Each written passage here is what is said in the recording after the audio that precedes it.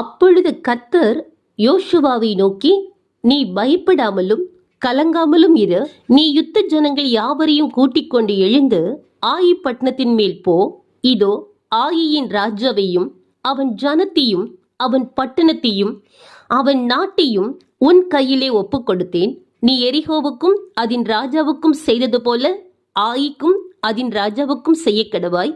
அதில் கொள்ளையிட்ட பொருட்களையும் மிருக ஜீவன்களையும் உங்களுக்கு கொள்ளையாக எடுத்துக்கொள்ளலாம். பட்டணத்துக்கு பின்னாலே பதிவிடையை வை என்றார். அப்பொழுது ஆயியின் மேல் போக யோசுவாவும் சகல யுத்த ஜனங்களும் எழுந்து புறப்பட்டார்கள். யோசுவா யுத்த வீரரான 30,000 பேரை தெரிந்தெடுத்து ராத்திரியிலே அவர்களை அனுப்பி அவர்களுக்கு கட்டளையிட்டதாவது, நீங்கள் பட்டணத்தின் பின்னாலே பதிவிருக்க வேண்டும். பட்டணத்துக்கு வெகு தூரமாய் போகாமல் எல்லாரும் ஆயத்தமாயிருங்கள்.